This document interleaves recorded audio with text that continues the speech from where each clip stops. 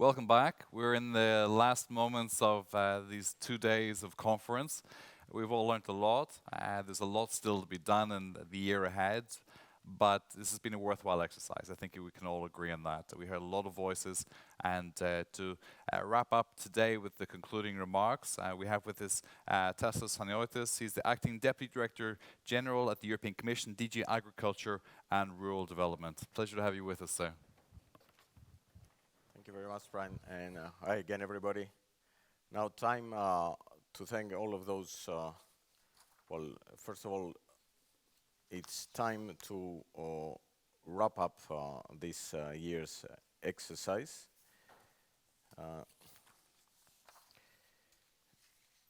So it's the time also to thank, as we do often every year this time, those that made this conference such a success. I would like to thank the speakers, the interpreters, the moderators, and the tech team that made this possible. And unlike what we do usually, I start from the end for the thanking, because I think this has been a pretty exceptional exercise, taking into account the conditions we had to face. I would like to thank the DG AGRI Outlook team who brings this premier event together. In particular, this year, Antonella, Nathalie, Beate, Lucia, Matthias.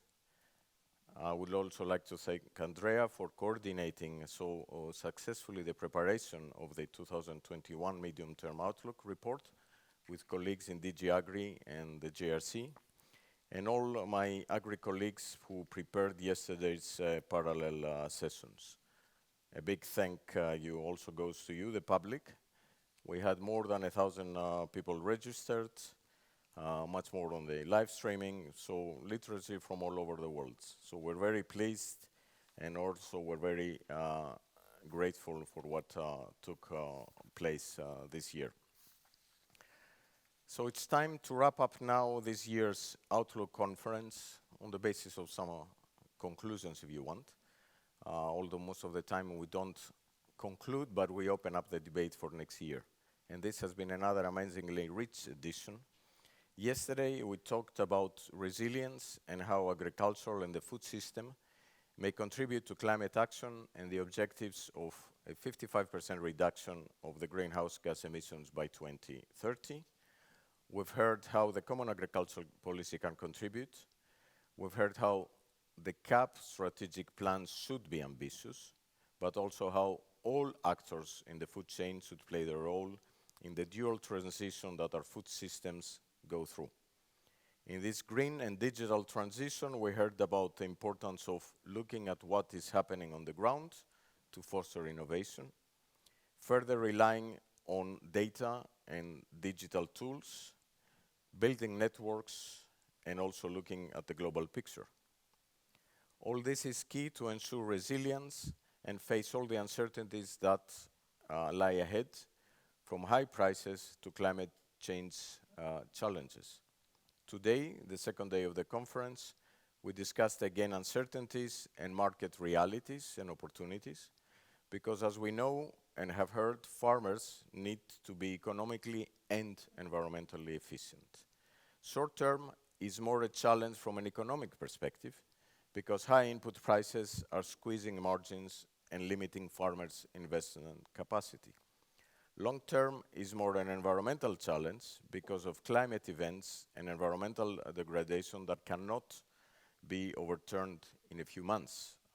As my colleague Alan Bellward explained yesterday, it takes years and sometimes even decades for a measure aiming at mitigating climate change to bear fruits. This is why we should have started yesterday, and this is why there is no more time to wait. Today, we've also heard that technology and innovation will be key, and that the transition to healthier diets will impact demand and therefore production. But this will also take time, be it in terms of impacts on meat demand or on vegetable oils.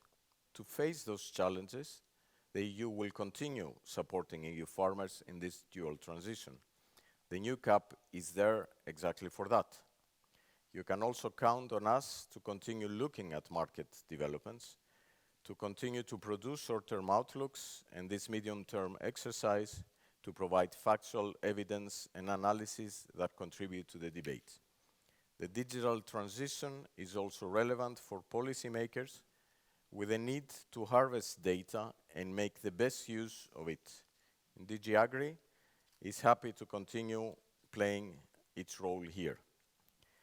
Next year's conference will take place on December 8 and 9, 2022. Save the date. So will I, but for me this is going to be a new experience, as I will face next year's Outlook conference from a different angle and not that of an EU official anymore. So let me take this opportunity to thank one more my colleagues, not only the ones that have worked this year, but also the ones that have worked in previous years to make this a flagship exercise for DG AGRI. This morning, there was an attempt for snow in Brussels. I'm not sure it succeeded, but it reminded us that holidays are coming, and I would like to wish you all a Merry Christmas, a happy and healthy New Year, hopefully with the end of COVID. And in the meantime, take care, stay safe, and from me, goodbye. Thanks a lot.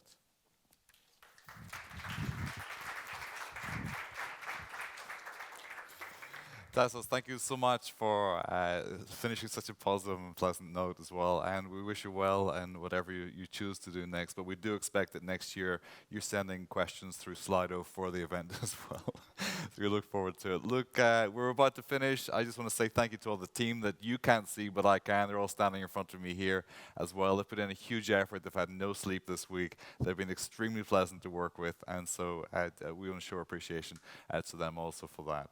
So also, final reminder, podcast is there off the gym tonight.